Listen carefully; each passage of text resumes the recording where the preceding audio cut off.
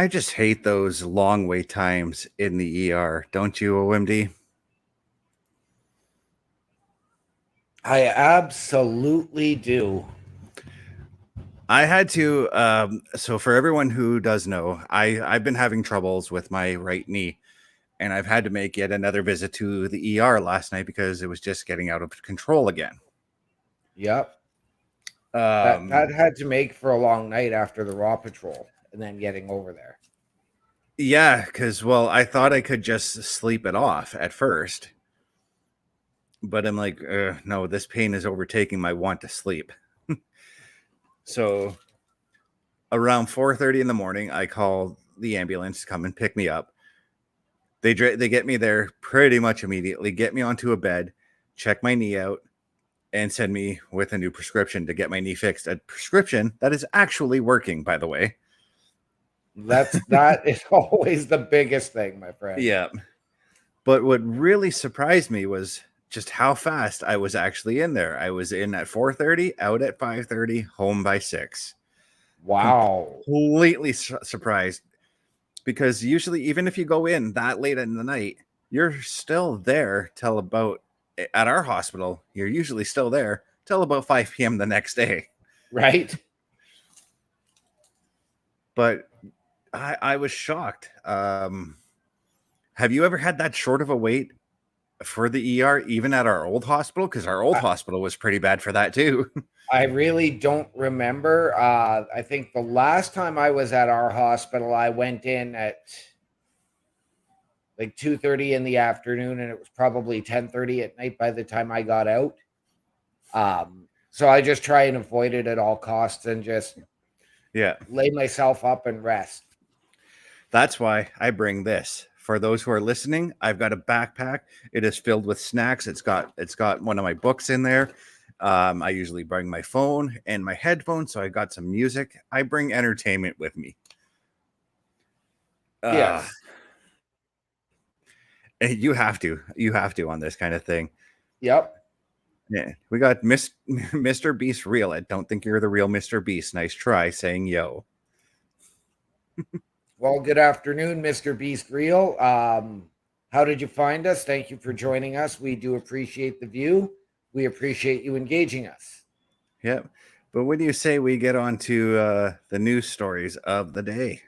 I think it's a great time to do that.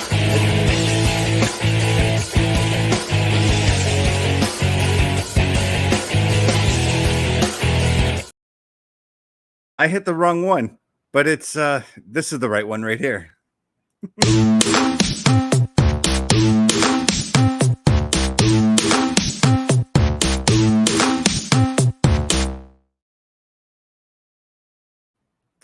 There we go.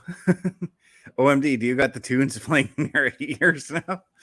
Oh, geez. I apologize for that. I hit the wrong button and I messed up OMD. It happens. It happens.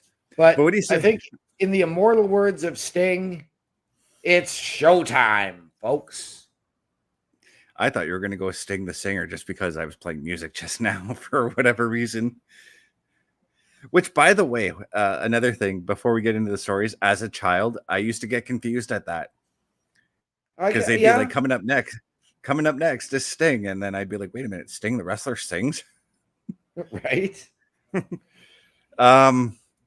But let's go over to Japan. Let's talk about a guy we've talked about in the past. Let's talk Rossy Ogawa and Marigold and what he's got planned. Absolutely. I will pull up the article here. Yeah, I've got the article right here as well. As we know, won Io Sky last night, fresh off the victory over Lyra Valkyria. Kind of an awkward victory, but a victory nonetheless. Yep. She had mentioned that she has a dream match coming, and OMD, why don't you elaborate on that match? Following the events of Monday Night Raw, Io Sky issued a challenge to Utami Hayashishita. Hayashishita. Via video message, as announced by Rossy Ogawa's promotion Marigold. The two women coming up July 13th at Summer Destiny show for Marigold. The two women will lock horns. So Io Sky is going representing WWE to Marigold and to Japan. And I wonder if this is because of the signing of Julia as well. Well, we've seen Rossi Ogawa at plenty of NXT events over the last little while. We've seen Julia at those same events as well. This has got to be, again, we've talked about this, that we talked about the crossover with WWE and TNA. We've got more on that a little later on in the show. This has got to be more of that crossover stuff. I honestly, not going to lie, did not know too much about Utami Hayashida. I can say her name a little bit better, but not quite. Until about a half an hour ago, to be honest with you, when I found some matches that she did with GCW. Okay. One specific match that I found myself really entertained was a match she had with Billy Sparks. And I'm like, after the match, because I anytime I hear of a wrestler and I don't know too much about them, I go in with the lowest of expectations. Right. I don't expect too much out of them, but I came out of the match and I'm like, yes. Give me this. Give me Io Sky and this. Okay. Excellent. So I now have to find a way to watch Summer Destiny show. July 13th, Ryogoku Sumo Hall in Japan. Yes. And this was announced. I mean, it came out over the course of the past week as well that Rossi Ogawa has given credit to Triple H for offering to help him wherever needed. Mm-hmm. So I'm sure there might have been some help in getting Marigold started up from Triple H, whether that was financial, directive, whatever it was.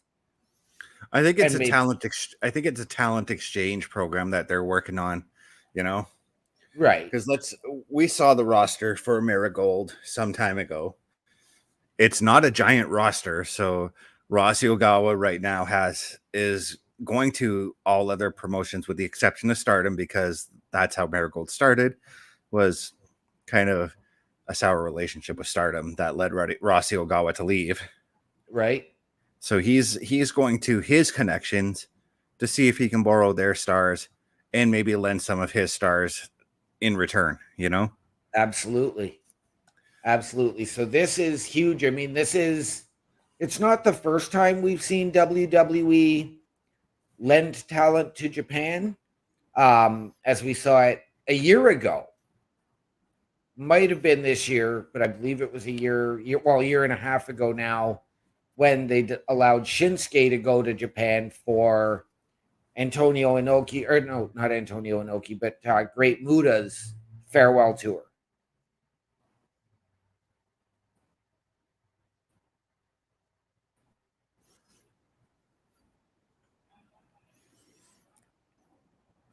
Are you with us, Chris? Yeah, I froze, but I caught you just a little bit. Okay. Antonio, or not Antonio Inoki, Great Muta, and the retirement match that Shinsuke ran to wrestle for. That was an All Japan show, if I'm not mistaken, correct? I believe so. It was All Japan or New Japan. I can't remember. I think it was more than likely All Japan, because New Japan's got that deal with AEW, and that seems like an airtight deal right now. Right. But I'm excited about this. Again, it's that whole crossover deal here. What I want to see is if they bring Utami over to NXT or WWE, if they lend her to come and do some matches for us. And I've said this before about AEW and their relationship with CMLL. Give us some video packages to explain who she is. Yeah, give us some video packages. Maybe have her come out and cut a promo. Because I'm going to say this now, but the crowd that we got for NXT, I think, is a little bit different now than when we had Shinsuke Nakamura debut. Because when Nakamura debuted, the hardcores knew who he was. Right. You know? I think it's a bit of a different story nowadays. So if Rossi wants to lend some of her his guy or his girls, I should say, to come and wrestle over here, yep, give us some video packages to explain who they are. absolutely, please. But yeah, I'm totally jacked about this. I think this is a great relationship, a great idea. I love that that Forbidden Door hasn't been open, but WWE is being smart as far as their Forbidden Door policy goes. Essentially, Yes, they're opening it up with just a crack to test everything first. yep. And if things are going well, which right now we are seeing with TNA, which we're going to get to that in a moment, then they might open the door just a little bit more. Yes. You know? And a direct quote from Io Sky. As a WWE superstar, I will enter the ring at, I can't read Japanese writing, July 13th at Riiicochettt. This will be a dream match for women's wrestling fans, not only in Japan, but all over the world. This premium fight will never happen again, so please look forward to it. It's a once-in-a-lifetime match. Cue the Machine Gun Kelly music. Right? Voices in the air. No, I think this is going to be a fun match. This is going to be interesting. There's a part of me though, like I get Io Sky going over to Japan and wrestling for Marigold, but there's a part of me that wants to see male and female wrestlers from WWE who aren't necessarily Japanese go over and do some matches with Marigold and All Japan as well, to maybe get a little bit more seasoning, you know? Yep. Like take for instance, I'm looking at Carl Anderson and Luke Gallows. They've wrestled in Japan, but maybe Jada Parker, who's in the ring as well, maybe send her over and help her pick up a little bit more, you know? Yep.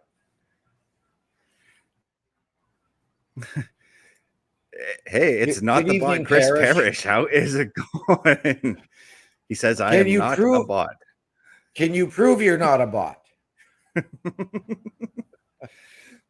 But yeah, like sending people over like that. I mean, you don't even. I'm looking at no catch Republic. Even those guys would be cool. Yeah. Although I think Pete Dunne has spent some time in Japan. I'm not exactly certain. Yeah, I can't remember offhand.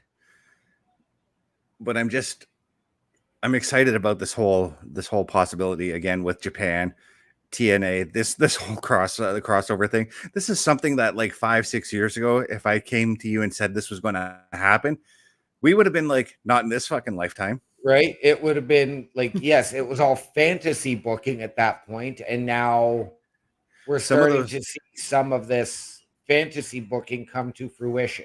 Yeah, that's the thing. Because now in this era of wrestling, the possibilities are endless, you know. And I just saw Cody Rhodes sign an autograph for Odyssey Jones on NXT. Odyssey Jones got his once a year TV appearance. Yep.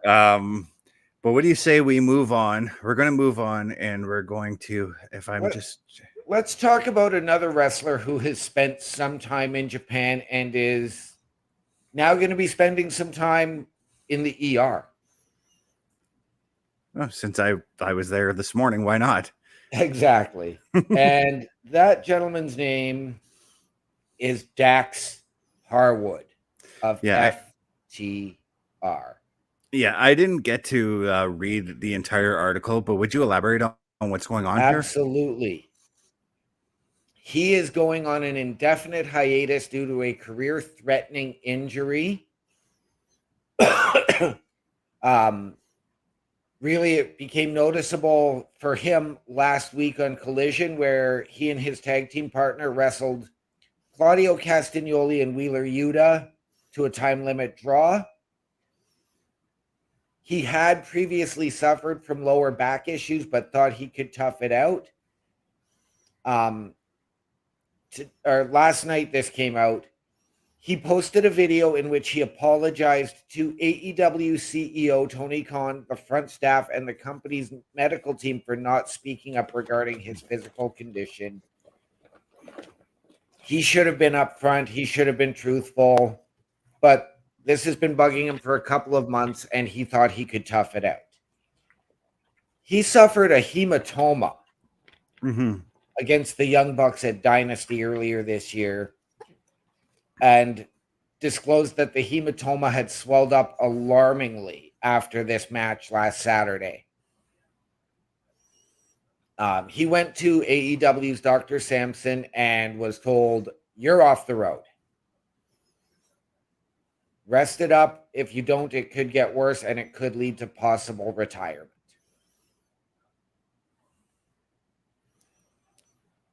So we know that FTR, the Revival, they spent some time in Japan after they went and bet on themselves. Yeah. They did Japan. They did a bunch of indies. Then, of course, obviously AEW, where it's a lot more hard hitting, but they're not on the road as much. Right. But when you're doing things on the indies the way Matt Cardona did it, the way Cody did it, to go out there, bet on yourselves, and build your name up, you could be on the road for up to 200 to 300 days a year. Yep. And I mean, we know that they are not high flyers, but you look at the brutality of some of the matches they have been in their AEW ROH careers. Right. Even in WWE. Yeah. Where WWE, they were probably a little more protected and been able to, be told, okay, like take some time off, recover, and then we can prep for your return. Yeah. Whereas AEW, it's a little bit more grueling because they're expected to go out there and on an 11-match card put on a 45-minute match. And there's no need for that. And there's no need for that amount of matches on an AEW show. There's no need for that amount of matches on any show. Yeah. So, I mean, our best to Dax Harwood, like being fans of FTR and the Revival, all the best to them. My question is, what does Cash Wheeler do? Does he focus on a little bit of singles right now, or does he take a hiatus, let himself recover, and maybe come back with a new tag team partner in a couple of months? So one of my favorite things in the 80s, as far as tag team wrestling goes, whenever one partner got injured, both teams were taken off the road. Both members of that team were taken off the road. I think you got to kind of do the same thing with Cash Wheeler until we get a clear answer on what's going on with Dax Harwood. Once we get that clear answer, then we can maybe think about putting Cash Wheeler in maybe singles competition, because I kind of want to see him and see how he adapts to singles wrestling as opposed to tag team wrestling, because that's all he ever has done, really. Right. As far as the Dax Harwood thing, I do actually remember him in WWE having back issues too, so I'm wondering if it stems off of that as well. Because it could very well. Me being a chronic sufferer of back injuries, I know that back injuries can come back to haunt you so many years down the road. Absolutely. Where I was thinking, though, with Cash Wheeler, if you're going to bring him back as a tag team wrestler,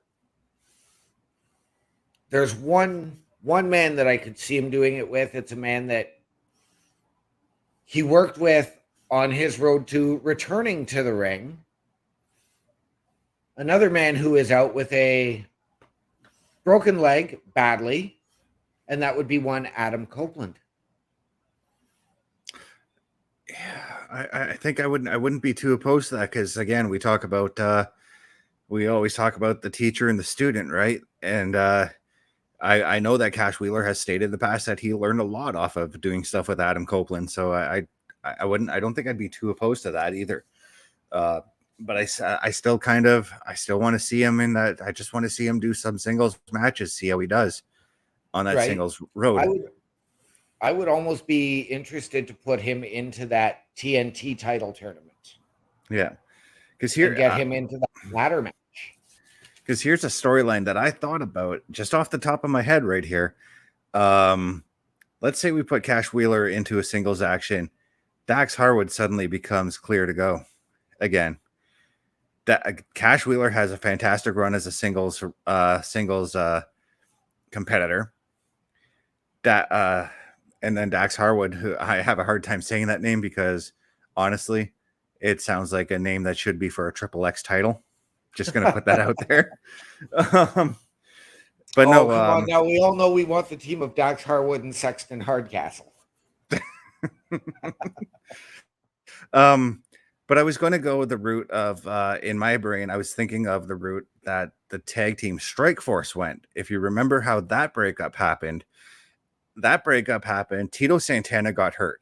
Rick Martel was forced to go on his own for a while, and Rick Martel had a fantastic run on his own during that time.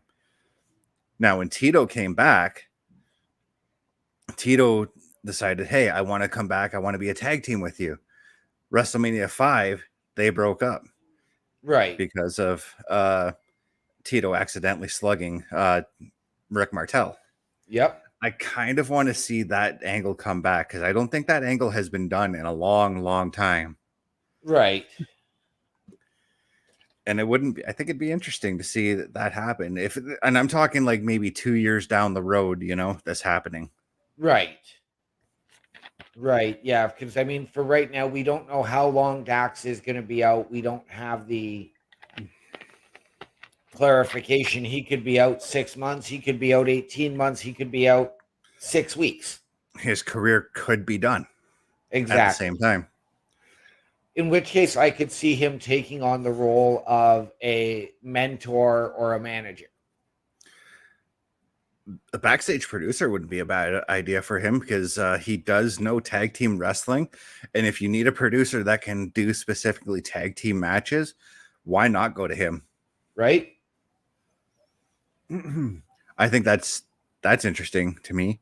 But yeah, I'm actually kind of surprised at this. And at the same time, not surprised because we both know how hard they go. And we talked about this yesterday about the safety in wrestling. Especially when it comes to Ricochet, who's going to be on our Showstopper segment later today. Right. Because you had mentioned how much you missed Ricochet doing high flying stuff and all that. And Parrish and I had said like he's kind of has to tone it back because he went from like maybe 150 days on the road to 300 days on the road. You know what I mean? Right. So even in AEW, yeah, there is that mentality, go out and give like a 5-star Dave Meltzer performance of a match, but you still got to play it safe. Yeah. You got to protect yourself, protect your opponent. Yeah. And I think that's why Dax Harwood is out right now because he did go too hard. Yeah. And I mean, full credit to him. Like he said, it's on him. Like he didn't put this on anybody else. He didn't put this on AEW's medical. He didn't put it on the BCC saying they injured him. No, this was me. I should have come forward 2 months ago instead of just leaving it and trying to tough it out. We know that essentially this industry boils down to pride and ego. And I mean, you and I both probably would have been trying to keep going at our age now if we were in better shape. Yeah. I'm sure you and I would probably, if you and I had the chance to step between the 4 ropes to face off one-on-one, we would probably do it just for the sheer stupidity of it. Yeah. I mean, I won't lie. For the CWE shows I work, when I see that ring, there's always that urge in me to just get in there and run the ropes. That's it. Right? You get that itch. Yeah. Oh yeah, but that's why we do this now is to give back to our business. Yeah. Because, our pride and ego is smart enough to know that we can't do this anymore. It's not, and especially me with my knee issues these days. It's not Right? happening. But no, all the best to Dax Harwood. I mean, anytime a wrestler, whether we like them or we hate them or we just can't stand the sight of them in some cases, they're still brothers in arms. And if they get hurt, we wish them the best. We want them to come back as healthy as can be. Yes. So all the best to you, Dax. We hope you get the best treatments possible, and we'll see you in the ring hopefully again soon. So what do you say? As I'm scrolling here. Let's go on to some lighter-hearted news today, and a very, very gracious act has occurred. Yeah, and this is based off of a story that we had covered on Turnbuckle Talk when talking about we've talked about the Ugandan promotion SGW in the past, and a lot of support has come out against for them. And I'm actually blown away by some of the support here. Soft Ground Wrestling put out a has put out the I can't even remember what they put out now. A GoFundMe, that's what it is. A GoFundMe to fund their promotion. But one Cody Rhodes has reached out to a ring builder in Uganda and has forked out the money to pay for this ring builder to build a ring for SGW. Yes. I had an article for it. I lost it. I've got the ESPN article here. Okay. Soft Ground Wrestling, known by its initials, SGW, is a Ugandan is a wrestling promotion and development association based in Uganda. Gets his name from the promotion's distinctive venue where they wrestle in mud. Right. Which OMD and I have done in the past when we were teens, but that's neither here nor there. That's the point. He put out a video stating that he's going to put out the money. He found the ring builder on his own. He didn't contact SGW about it. He found the ring builder, gave the money to build the ring, and told them to give it to this company. I wish I could share the video, but I don't have access to that video on my laptop right now. He's in it. He says, one thing that we can universally bond on is our love for pro wrestling. With that said, you guys need a proper wrestling ring. He said, it's on me, my gift to you. The wrestling business has literally given everything in my life. And this is just based off what you just said, right?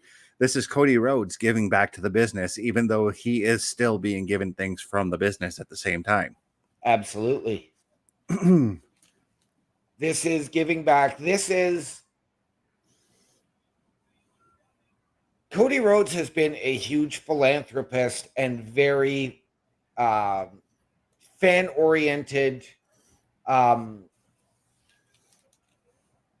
And as much as I'm not a fan of the guy, I admire a guy like Dwayne Johnson for his philanthropy outside of the ring as well. And I see Cody following in those exact footsteps. Yeah, because, I mean, you can't deny anything The Rock has done. The Rock has thrown money to people who want to get into the business, to people who want to build upon in the wrestling business as well. Cody is doing the same thing. Absolutely. And this is fantastic. I mean, when did we break this story? We broke this story, I think, back in February, I want to say. Something like that, yeah. And the outpouring of support for SGW has just been unreal. We even have one, this is from the article that I lost earlier about it. We even have one Will Ospreay saying he wants to go over and do some matches with them. Right? That would be fantastic. We've had, I can't remember, I believe it was Mustafa Ali's mother bought them a van to travel. Yep. And I've seen them. I have actually seen videos of them using said van. So, they are getting all kinds of support throughout the community. To be honest, I know he's from a different country in Africa, but I'm surprised we don't really hear a lot of Kofi Kingston's involvement in this because of his history in the industry. We know he was born in Ghana, West Africa. Or even an Obafemi who's, really developing right now. And those are two, huge names. And again, I'm not a Kofi fan, but that would be another huge name. I mean, we could probably potentially get Kofi versus Will Ospreay for back when we were initially covering this Ugandan promotion and how they were getting started, I did run across some things that Kofi had said about it at that point. Okay. He said he'd be willing to go and check out some shows, go and watch them, go and give them some pointers. Xavier Woods even came out and said the same thing. Because when the WWE does travel to Africa, they do go to South Africa. So it wouldn't be too much of a jaunt to, go up to Uganda and give them a check, see what's going on. Right. But yeah, this is exciting. Again, even Mason Mansour, they took a trip to Uganda to help fundraise for the promotion. Right. That's awesome. That's awesome that all these people are just coming together. This is the love of wrestling. This is what it is. Yes. It's so as SGW, you have the love and support from all of us here at Turnbuckle Studios. We'll shout you out. Not only will we shout you out, contact us. We'll set up an interview. Yeah, that'd be awesome. That would be awesome. But yeah, SGW, I'm so glad that this thing is taken off. The next thing they need, though, now is a venue. Yes. Like an actual warehouse that they can do their shows in. Right. I think that would be really cool. That would be fantastic. But what do we say? We roll back to our first story. We've talked about crossovers with Io Sky now happening. What do you say we do an update on the NXT TNA relationship? Let's absolutely get into this. This is a topic that is near and dear to my heart. We've discussed it earlier when 5 years ago we would have been looking at fantasy booking. Now we are seeing this play out. So why don't you... We've got an amazing match on Sunday night at NXT Battleground between Jordan Grace and Roxanne Perez. So I've come across a new article as of today on the growing collaboration. And it states, since the beginning of the year, WWE and TNA have embarked on a collaborative journey, starting with TNA Knockouts champion Jordan Grace's participation in the Women's Royal Rumble. This partnership has flourished, with Grace making a notable appearances on SmackDown. She recently competed on TV, challenging Roxanne Perez for the NXT Women's Championship at Battleground this past Sunday, although she was unsuccessful. Grace's next match will be held at TNA's Against All Odds, where she has issued an open challenge for her Knockouts title. Yes, Sorry, go ahead. I was going to jump in on that one. And according to Fightful Select, it is expected that it could be a WWE superstar who jumps in and takes that challenge. We already saw on Sunday night who that possibility could be. Absolutely. I believe it's going to be Tatum Paxley that steps in and does it. Right. I think she is. I think we're going to see it actually as a triple threat. On top of that, there is significant interest from NXT officials in former WWE talents now in TNA, such as Zachary Wentz, who was Nash Carter. Yeah, and Mustafa Ali as well, who just got released, but Shawn Michaels is a heavy advocate for. And I remember something about Shawn Michaels talking about Mustafa Ali's release, saying that the door will always be open for him to come back. We just want him to get a little bit more seasoning out there. Yep. And Mustafa Ali is not contracted to TNA right now. He is on a per appearance deal. Even though he holds the X Division championship. I was just going to say, is he not the X Division champion? He is. And I mean, we could see Wes Lee crossover because he was Zachary Wentz, Nash Carter's tag team partner in both promotions. Yep. Additionally, and this is where things get interesting for me, because I'm going to pull up another quote here in just a couple of moments. TNA World Champion Moose is another talent highly regarded by NXT officials. WWE have pursued him in the past, but he chose to stay with TNA. Now, this brings me to, and I'm going to read this. This was direct from Moose today. TNA star Moose says he's ready to come to WWE, but wants a real challenge on Raw or SmackDown, not NXT. In his words, with NXT, I don't know if there is anyone capable of beating me. So for WWE to make it worth their while, they might want to bring me into Raw or SmackDown. I don't think they would want me to damage the careers of their young puppies. So I think for me, it's bring me in and let me play with the top dogs. That's what my mindset is. And you and I, and once again, let's look at that first statement. Looking for a real challenge. Who on Raw has been saying, I'm looking for a real challenge. Right. Let's look at that last statement too. The top dogs. I'm thinking Braun Breaker. I'm also thinking there's a former big dog who maybe we need to acknowledge him next month. I think he's coming back a lot sooner than next month, if I'm being honest. I think so. I think we're leaning towards this Roman Reigns. Yeah, Roman Reigns for those who are listening. But Roman and Moose would be fantastic. I think that's a spear versus spear match. But we also got a spear versus spear match out of Braun Breaker and Moose as well. Because if you look at it this way right now, too, you take Moose, who has experience, probably more experience over Braun Breaker. We talk about that seasoning again. If you bring in a guy like Moose to take on Braun Breaker, it'd be great for Braun Breaker. It'd be awesome for him. It'd also be great for Moose because it'd get more eyes on him as well. Right. And I mean, I know we suggested it the other day in another spear versus spear match, but Moose versus Lashley. That would be another fantastic match. There's a lot of dream matches that we can pull out of this. And dare I say, I know it's not necessarily a dream match because it's already happened, but him and Drew McIntyre would also be a fantastic match. Yep. I believe Moose versus Lashley even did occur a number of years ago in Impact.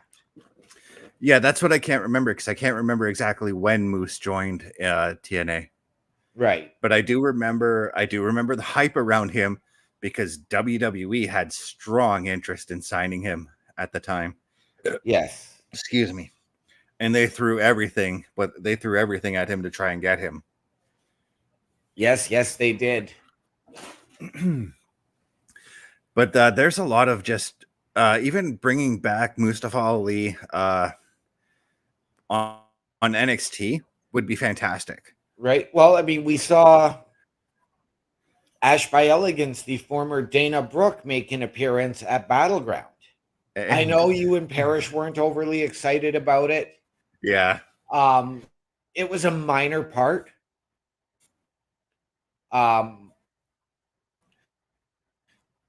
If that goes anywhere, that remains to be seen. I'm sure they probably told her as well, the door is always open. But after 12 years, if she didn't get enough training and seasoning with WWE and the rigors of the road and all of that, then she can go and keep working, not just for TNA, but wherever she wants to. Yeah. I mean, I will give her that. I mean, I guess she does have some cachet to her name. But she just hasn't done anything to wow me, you know? Right. See, and now that they're giving her a little more storyline to go with this new character in TNA. But to me, they're and allowing her to. I hate to interrupt you on this, but to me, she's a ripoff of Toni Storm. Okay, I can see where you're coming from with that.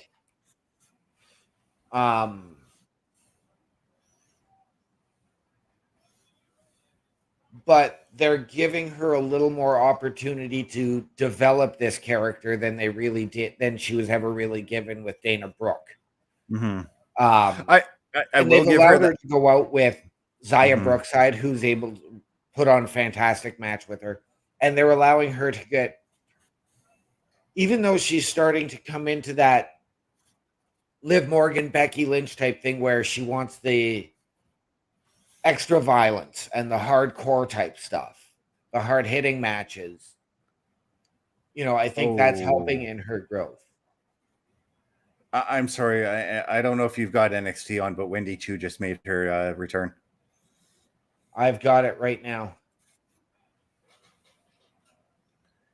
She's got this whole dart gimmick thing going on, and it's actually really cool looking. Yep. She's still got the PJs though. But no, I wanted to say about that Zaya Brookside match. I did see minor improvements in Ash by Elegance at that time, but Zaya still carried that match. Oh, she did. But there have been 2 or 3 matches with her and Zaya Brookside. Yeah, I don't even remember which meeting it was, but I still saw Zaya carrying it. Yeah. But yeah, there's I'm just trying to think, like, if I do see Mustafa Ali come back, him and Wesley would put on one hell of a match. Just gonna say. Oh yeah. That they would. Trying to think of like which tag teams though from TNA would you like to see crossover into NXT WWE? I would love to see the whole thing of the system. So I would love to see Eddie Edwards and Brian Myers come over. But I do have another bit of news that this is going to make you giddy like a schoolgirl. Hang on, I want to take a drink here so I don't spit my drink all over my laptop. Okay, go ahead. Say his name. He has already come out and said he has been in contact with Xavier Woods. He has stated he wants to work with the New Day and is interested in the collaboration. He has already written a song for the New Day. Yes. Just anything Joe Hendry, just yes. So I for those who don't know, I have loved Joe Hendry for like the last 10 years, and to finally see him get his due just makes me so happy, you know? Yeah.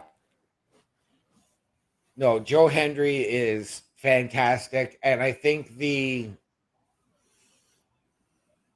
comedic element of him with the New Day would just be fantastic. Here's the beauty when it comes to Joe Hendry and his comedy, though. He's a comedic guy, but when it comes to the bell ringing and him wrestling, dude can go. Right? Can you imagine this? Joe Hendry and R-Truth. Oh, yes. I'd love it. Give me R-Truth rapping with Joe Hendry in a song. Joe Hendry and Pat McAfee. Oh, McAfee would be dancing with Joe as Joe made it to the ring. I guarantee it. Guarantee it.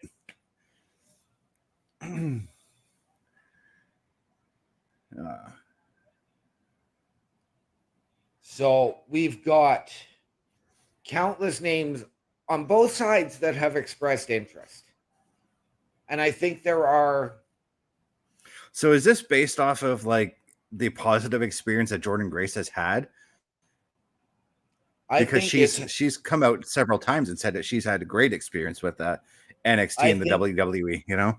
I think it had to do with Jordan's positive experience. I think it probably had a lot to do with Naomi and her experience in TNA for a year. Mm-hmm. I wouldn't be surprised if you can go back as far as Kurt Angle and Christian Cage and their experiences, even though those were under different ownership and different management structures. Even when they brought back Mickey for the Royal Rumble back in, I think it was 2022, if I'm not mistaken, when they allowed her to come out to her theme, her TNA theme, with the TNA title in her TNA gimmick. Yep. I am... and again, this is just that talent exchange, as we will refer to it for WWE. Mm-hmm. This crossover, this partnership. So this kind of this is starting to feel like the territory days to a certain degree. Yep. Where every wrestler had a home territory, but still they were lent out to to other companies to go and wrestle. Like, for instance, Ric Flair, his home territory usually was Georgia Championship Wrestling, but he would go to Championship Wrestling from Florida. He'd go to Texas. He'd go to St. Louis and wrestle. Yep. It's starting to feel a lot like that again, and it's kind of cool, you know? Yeah. But speaking of, I don't want to say territorial wrestling, but independent wrestling here. Oh, geez. Hang on one moment here. Certainly. I have lost my article on that. I want to cover the CWE event, but give me a moment here while we look for it. It's the Cruel Summer Tour featuring one D'Lo Brown on the show. D'Lo Brown is going to be making a special appearance on the show. What do you suspect he's going to be doing at this show? I'm going to suspect that he's going to walk the aisle, bob and weave his head. But I think at some point he is probably going to be a guest enforcer or a guest official. Yeah, I'm still trying to look for the match card. One of the matches I do know on the card is a match that I told one of the wrestlers that I'd like to see happen. And that's the main event. I believe it's going to be the main event. Vinny Da Vinci and Jimmy Duggan. I pulled the Bubba there. Danny Duggan. What do you think of this one? This is two contrasting styles in Danny and Vinny, and I kind of like that. Two very contrasting styles. And it's that Can-Am battle. Right? As we are in a border city, you've got the heel representing the U.S. in Danny Duggan and the hometown boy, Vinny Da Vinci. Yeah. And, I mean, this is going to be a barn burner. Yeah, so what I mean by contrasting styles, for those who don't know, Vinny Da Vinci is an aerial wrestler. Always has been. He's an aerial technical wrestler. So imagine Owen Hart to a certain degree. Yeah. That's Vinny in a nutshell. He's taking on Danny Duggan, who wrestles sort of like, I want to say Hacksaw Jim Duggan, but in a heel way. Yep. He's sort of the cross between Hacksaw and Kurt Angle, you know, with the pride of the U.S. Mm-hmm. This is going to be a fantastic match. Vinny Da Vinci, Danny Duggan. They're going to tear the house down. Danny actually tore the house down at the last show in the 8-man tag. I thought I came away from that match being pleasantly surprised about that. Right. The last show I was able to get to, and we all know, unfortunately, yet again, for the second time that Turnbuckle Studios is sponsoring the show, I have familial obligations. Yeah. But Carl and I will be on hand for that show. So my family needs to stop booking events around CWE. Yes. And that's also a programming note. That's also why there will not be a PLE patrol for Clash at the Castle as well this weekend. As much as I really want to do that, these obligations take precedence. Yes, and I'll be at work. Parrish and Bubba can do one. Yeah, but speaking of the CWE, let's go to another match. This is another match I'm very excited for, based off of the two wrestlers in this card. One of them is really cool. I love hanging out with this guy. That's Josh Holiday. I've hung out with this guy a couple of times, talked to him a few times. Really cool dude. Taking on another really cool dude, a friend of Turnbuckle Studios as well. One Bobby Sharp. This is gonna be a fun match. I can tell you that right now. Okay, I don't think I've seen either of those gentlemen wrestle. You do yourself a favor and look up Bobby Sharp on YouTube, dude. He's such a fun wrestler to watch. Josh Holiday is as well. Josh Holiday coming from, I believe he comes from Thunder Bay. He may want to correct me on that one. But this is just looking at this match, and I'm like, yes, give me this match. It's going to be a fun match. I believe it's going to be the match that opens the show. But I'm totally down for this one. Okay. Totally down for this one. Let's talk about another local wrestler this time around, though.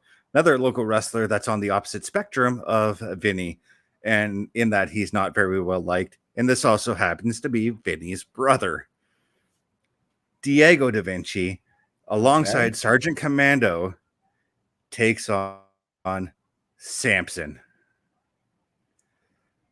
Okay, this is interesting because R.I.P. Diego. R.I.P. Diego. When I saw Samson, and when I saw him coming to the Sioux as at the last show I was able to make it to, which was the Too Cold Scorpio show. Yep. I was figuring for sure he was going to be going over as the heel. I wasn't expecting him to be the face, and then he fought Sean Martins. Yeah. I mean, Sean Martins is a natural heel, so. Yeah. So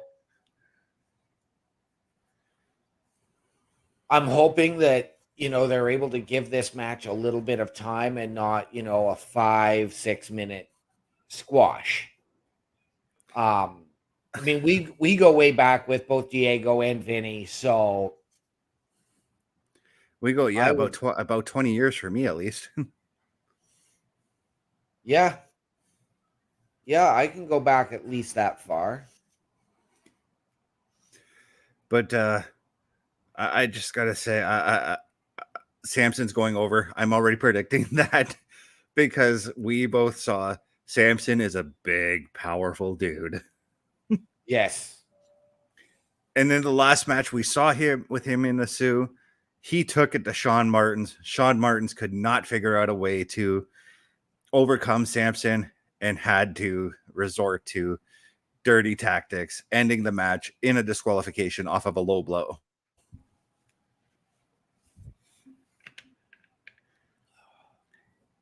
Now, knowing Diego and Sergeant Commando, Samson, I know you're a big dude, but you got to keep your eye on Sergeant Commando because he is a sneaky, sneaky dude. And I wonder if that's maybe where we see D'Lo's involvement. Samson, if I'm you, do it. Because this is a 2-on-1 situation. Samson is about the size of 3 dudes, though, at the same time. Really excited about this one, too. Samson also carries... Samson is actually just new to the business, despite his age, but he's got a lot of promise in him. And he's got people keeping eyes on him.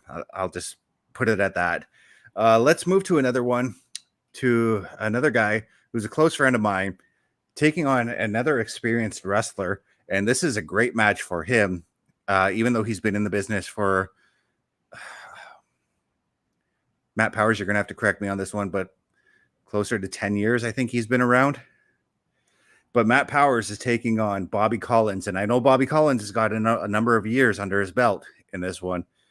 Right. So Matt Powers, I know you're still sort of the rookie in the 10 years you've been around, because he did take some time off in wrestling, a couple of years off in wrestling. Right.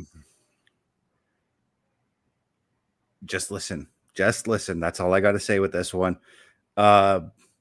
You've had some experience watching Matt Powers. What do you think of him going into this matchup?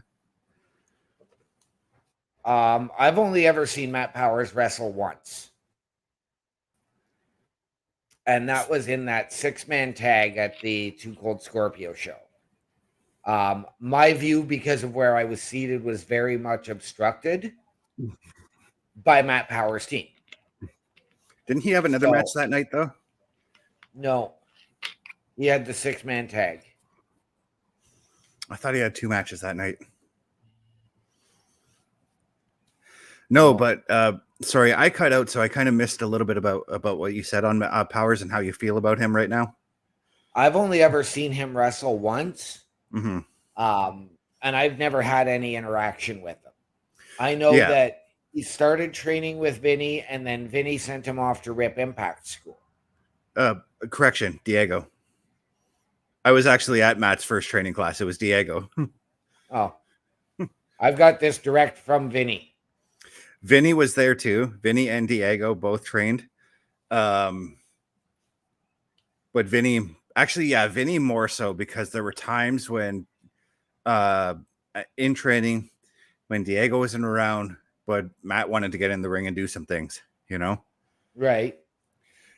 Now, Matt is also taking learning from Deuce Diamond as well.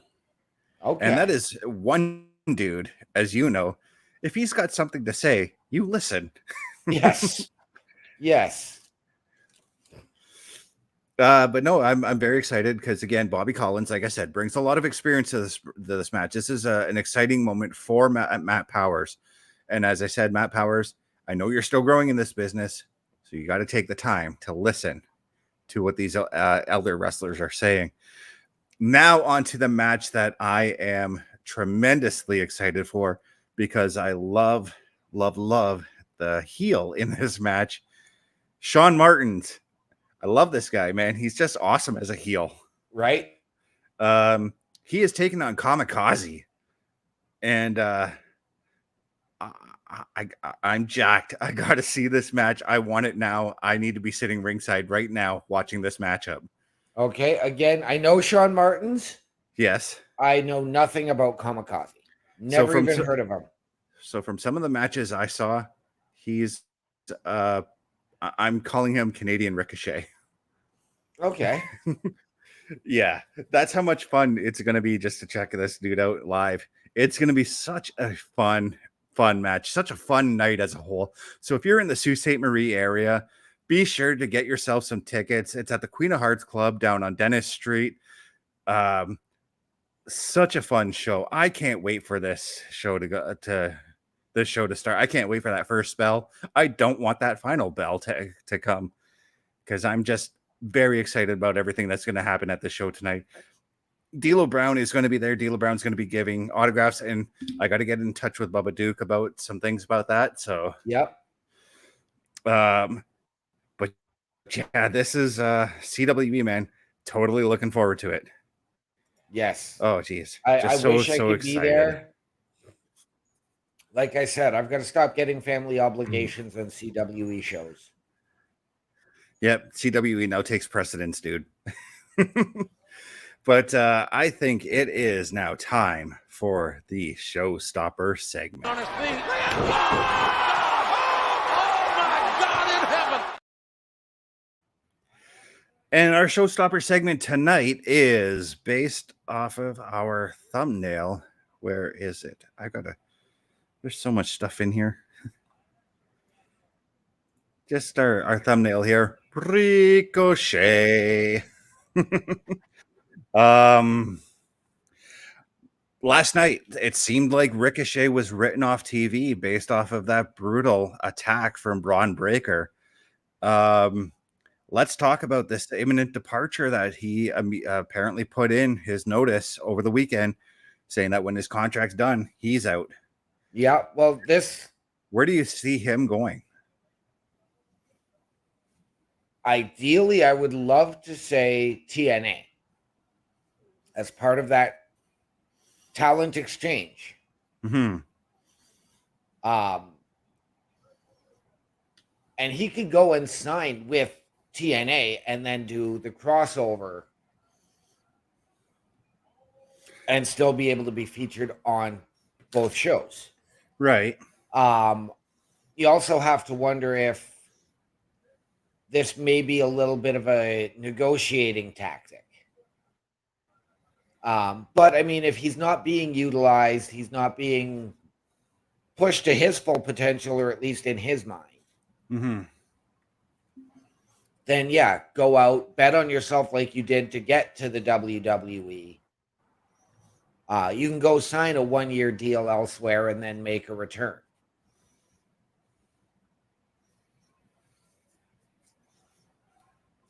Yeah.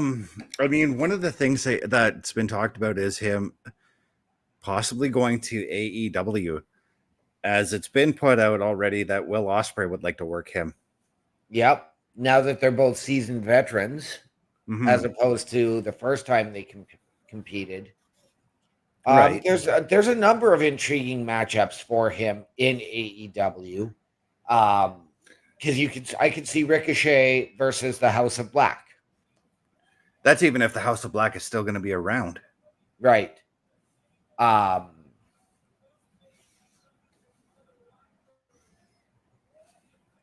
would even go so far as to use, the bounty hunter. Man, I've grown tired of his gimmick, but I'm going to put it out there. Ricochet versus Orange Cassidy. I still love Orange Cassidy, so I wouldn't be too opposed to that. But I've got a problem with the possibility of going to the AEW, and this is something that we've talked about time and time again with new talent going there. They're going to burn Ricochet out with his dream matches within a 6-month span.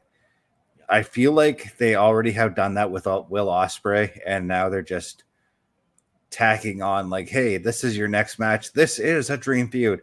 And he's got the match with Swerve Strickland coming up, and that's not necessarily a dream match, No. So that's my problem. If he goes to TNA, it'd be great because they can slowly roll out like the next 6 months for him. They've done that with other wrestlers. Yeah. Where I would like to see him, because I know he would flourish there, New Japan Pro Wrestling. He would flourish there for sure. Yes, he's already spent some time there as well, I believe. Yes, he has. And interesting note, he trademarked the name Ricochet, so he gets to take it with him.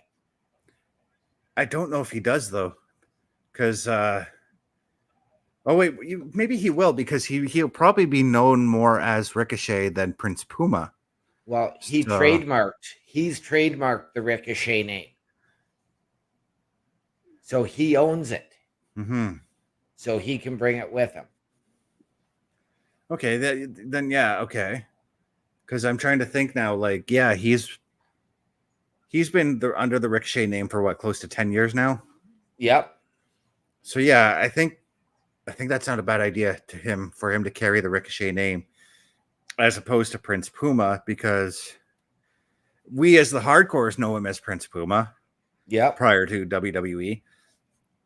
Well, he was back and forth between Ricochet and Prince Puma on the indies. Yeah, it all depended on where he was being booked and what they wanted him to do, that sort of thing. Yeah. Because I do remember brief stints in I want to say ROH where he did use Ricochet. Yep. The big thing I'm worried about for him in AEW as well is not even them burning him out with AEW with dream matches, but him just getting lost in the shuffle. That's the other concern too, because Tony Khan has a bad habit of doing that, taking on these guys who have a name value to themselves, and then again 3-4 months down the road just putting them off to the side because he's done with that new toy. Yeah. Vince McMahon had a strong problem with that too. Hunter, on the other hand, he's like, I've got all these toys. What can I do to make them work? Right. And I get why Ricochet is on his way out, because he does want to explore what more he can do in the pro wrestling world. Maybe that's why he wants out, is maybe he got everything he wanted out of WWE for now. Right. And he wants to go and explore other options. That's perfectly understandable.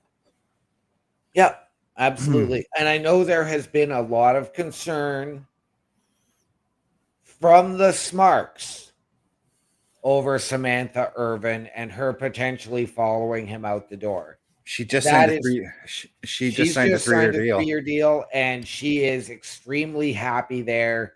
She's not going anywhere.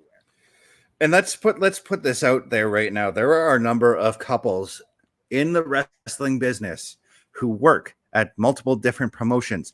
Zelina Vega and Malachi Black, 2 different promotions, but still very well married together. Keith Lee and Mia Yim. Yep. Trying to think. Rhea Ripley and Buddy Matthews. Yeah, Rhea and Buddy. I was going to say Sonny and Chris Candido, but no, it was always wherever Chris Candido went, Sonny actually went too. So, yep. Hell, let's go back. Shawn Michaels met his wife Rebecca when she was a Nitro girl.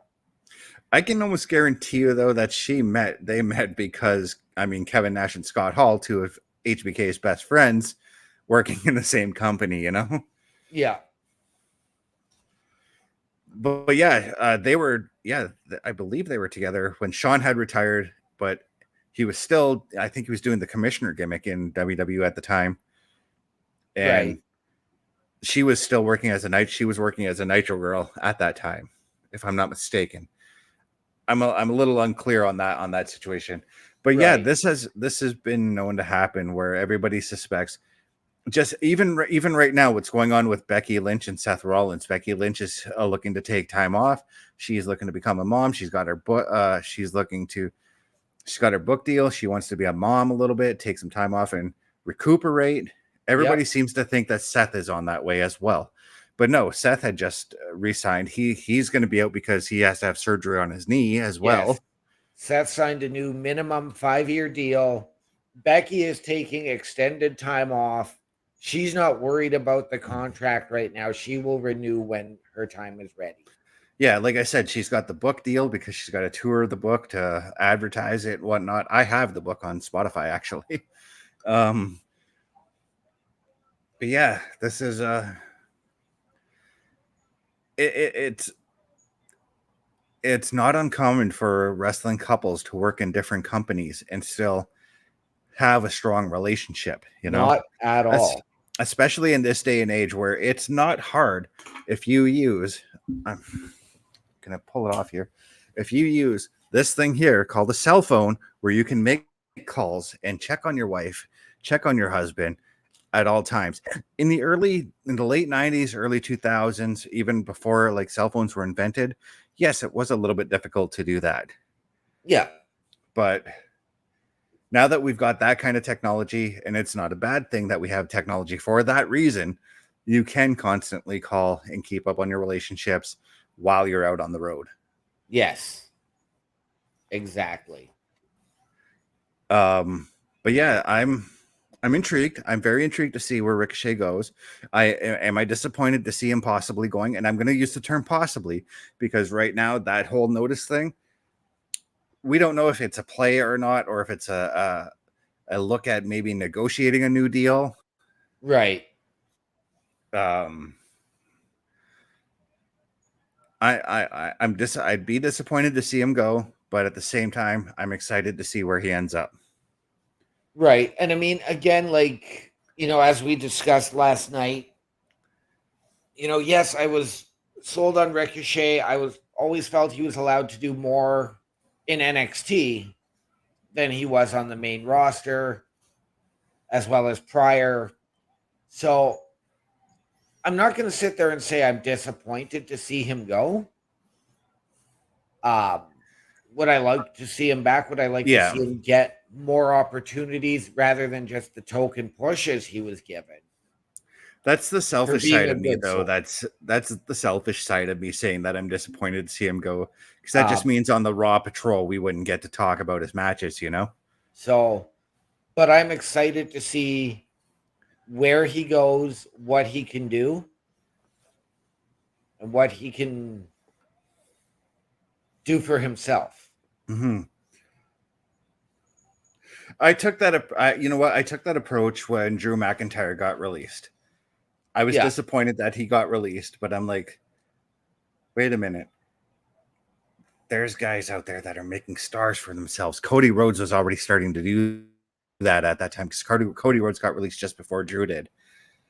So I'm like, let's see where this goes, you know? Yep.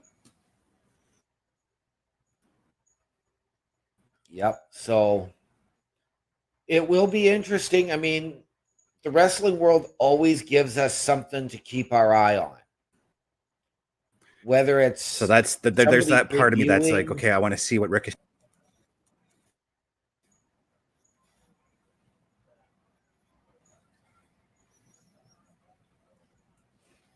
Yeah, whether it's a new. I'm sorry, I completely froze up, missed everything. Yeah, I didn't say anything because I was waiting on you.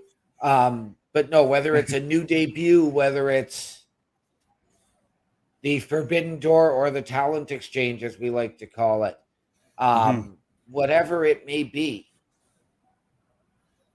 it's always exciting. It's always refreshing. It's kind of like the internet. Everything is refreshing. Yeah.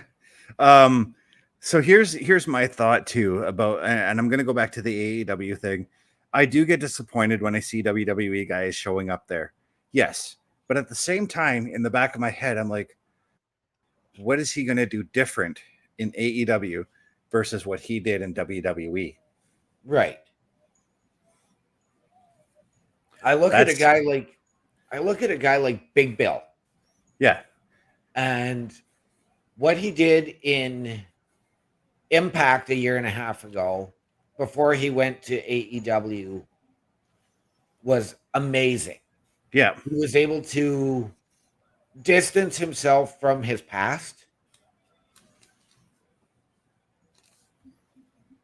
To now, what he's doing and channeling a new character as he's doing with the Jericho Learning Tree. Right. So now I'm excited to see his trajectory and where he could go in the near future. And that's, he's a perfect example too, because from what he did as Big Cass in WWE versus what he's doing now, I'm actually intrigued about him as well. I will not lie. I've always liked Big Cass. I wanted him to split away from Enzo for a time. Right. But not in the way that they made him do it, because I felt like it was too soon, because Cass and Enzo were just finding their footing when it happened. Yeah, and it was just such a stupid way they did it. Yeah. But no, going back to Ricochet, there is a part of me that, yeah, okay, you've done what you can do in WWE. Let's see what you can do somewhere else. I'm intrigued. I'm intrigued. I'll give it that. Yep. But we've gone well over the 1 hour mark that we usually do for the show. Yes. So, but we've had a lot to talk about, and we've had some very good and healthy, engaging discussion. Yeah. So what do you say, OMD? What do you say we give out them socials?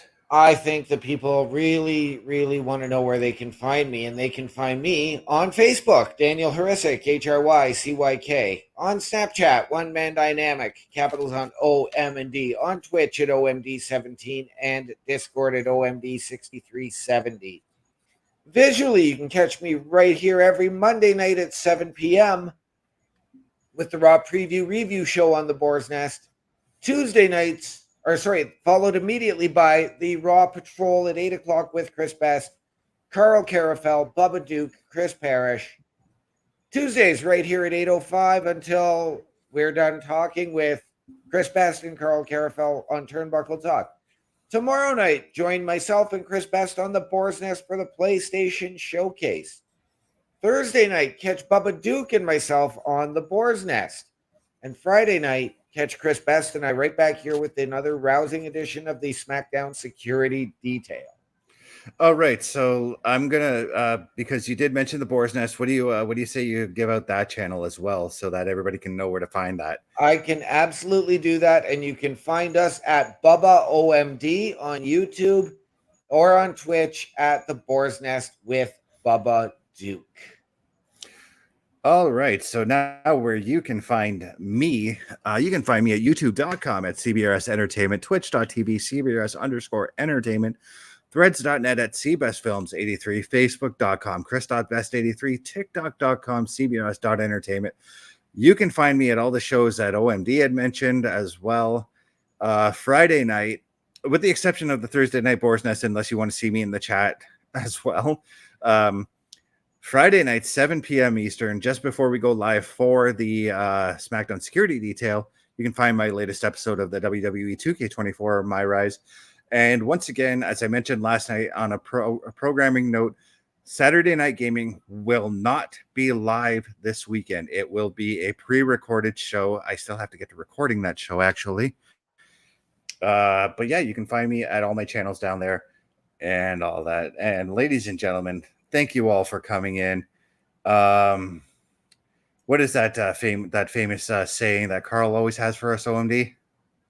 The world is a scary place. Take care of each other. We out.